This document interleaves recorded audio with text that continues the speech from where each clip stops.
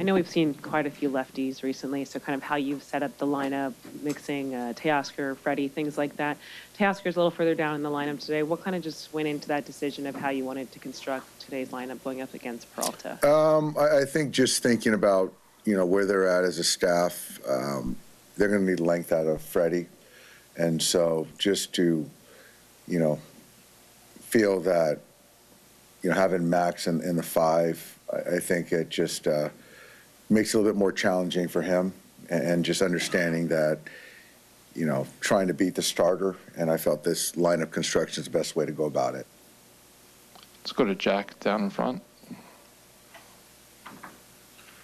How much of a advantage is it to win a game one in which they have to use so much of their high leverage pitching and the way that game played out? It's as a game when not every win's important, but when you can, win a ball game and get looks at their leverage guys, and they've obviously, had to expend a lot of energy getting to this point.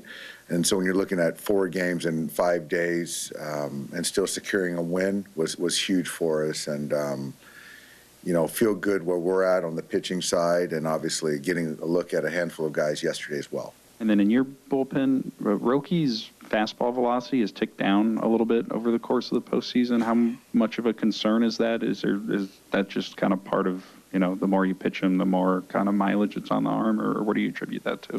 That's interesting. Yeah, we've identified that. I don't know the answer. We'll see how today goes, but it's one of those things that we're still in sort of uncharted territory with him, and so we're still gathering information, and he's doing everything he can to stay ready and be productive.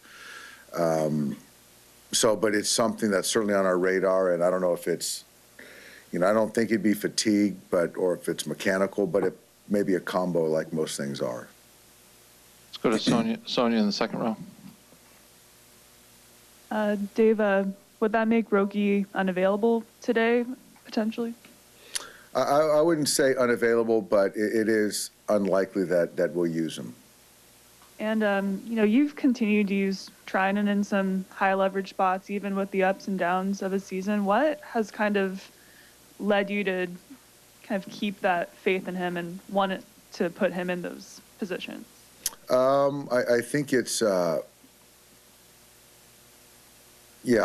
think I know he's pitched in huge spots for us. I think he does a great job of handling his emotions. And when you're pitching in playoff games in big spots, it doesn't matter what the season ERA is. It's what you do in a particular moment. And I think that for me, I'm willing to bet on certain players in big spots, regardless of, other things that might have led up to a particular moment. And Blake's one of those guys. Let's go to Bill in the second row, far right. Yeah, the crazy double play last night, what do you do with that? Do you just put it away, or do you use it as a teachable moment? Do you discuss it at all? We discussed it a little bit, but honestly, we had the play this year, and our coaches talked about it even recently. And so definitely don't put it away. Very unlikely that happens 3 times in 1 year to one team, but I would be shocked if, number one, if it happens again, and if we make the same mistakes. I do think that we're very versed in the rules, and we really take pride in that. But that was just one of those crazy situations. But I am grateful of the fact that even after that crazy play, we continue to kind of fight and take good at bats afterward, and didn't let it kind of bring us down for the rest of the game. And the topic of your haunted hotel has come up again. You've stayed there many times over the years, I'm sure. Do you have any paranormal stories for us? I don't. Those stories went away when I was about 10 years old, so no, not anymore. I'm okay to go to bed now. A few more for Dave. Anybody? Kirsten? Just quickly on Yoshinobu, what when he makes the adjustments, whether in game, in between starts, what do you see from him that allows him to have more success, especially when you consider, his last outing here wasn't one of his stronger ones, and how he, I have to imagine, just personally looks to get back on track against this team? Yeah. In-game adjustments, there's some part of it of pitch mix, whether it's, going to the breaking ball more or going to the fastball, whatever pitch it might be, right, to get him back on track. Don't know the answer until we're in it. I do think that how to start off the right way is get ahead. And that's the thing that when he does get ahead, he's good, and when he doesn't, he labors.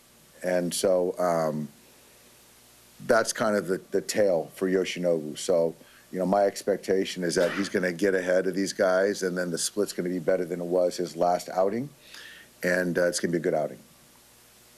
Nat, third row. Dave, did you decide which game Shohei is pitching? Show will throw game 4, and then Glass game 3. Any last ones for Dave? Dylan, down in front. Why those? How'd you decide on that 3 and 4 starting? Just puts Shohei's been fine with rest. Potentially lines him up, if we need a game 7 out of the pen. Game 3, we feel that Tyler is like on regular rest, so it kind of lines him up as well. So just kind of all these things just made sense. All right, Doc, thanks. All right, See you thanks, post-game. guys. Yep.